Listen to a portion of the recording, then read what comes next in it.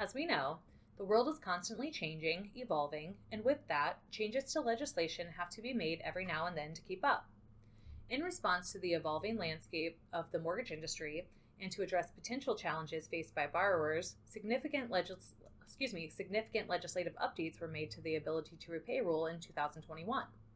The CFPB published two final rules revising its ability to repay qualified mortgage rule to avoid anticipated problems concerning mortgage credit availability following the scheduled expiration of the original rule on July 1, 2021 of the so-called GSE patch, a temporary category of qualified mortgages created as part of the original ability to repay qualified mortgage rule for loans that are eligible for purchase by Fannie Mae or Freddie Mac, which are government-sponsored enterprises, while operating under the conservatorship or receivership of the Federal Housing Finance Agency. The ability to repay qualified mortgage rule generally requires lenders, before making a residential mortgage loan to a consumer, to make a reasonable, good faith determination of the consumer's ability to repay the loan according to its terms. However, evaluating consumers' ability to repay is complicated and can result in significant liability for lenders if they get it wrong. Because of this, the ability to repay qualified mortgage rule also gives lenders certain protections from such liability when making any one of several categories of qualified mortgages defined in the ability to repay qualified mortgage rule, including a general category of QMs. However, some of the QM guidelines are not affected by the final rules.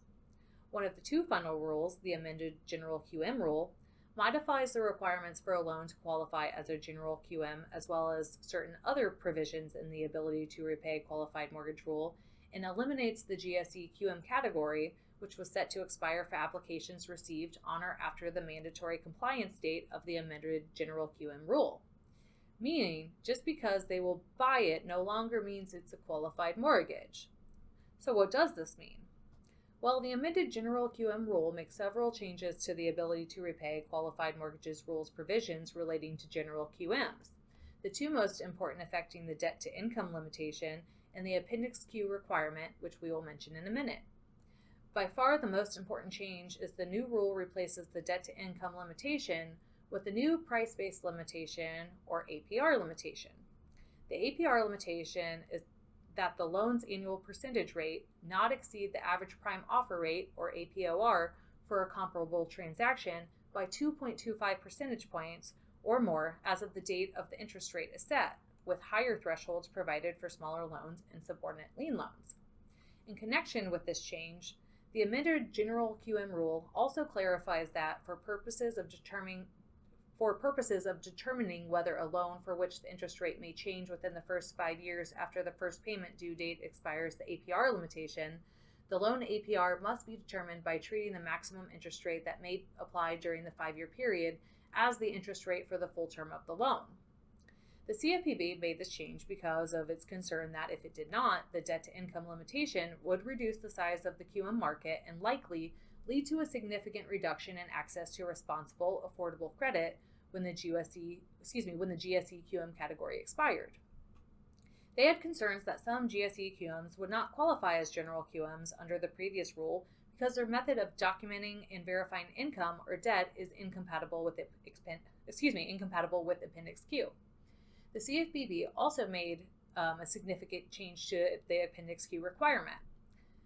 That requirement is essentially that the creditor must consider the consumer's income or assets, the consumer's debt obligations, and the consumer's monthly debt-to-income ratio or residual income,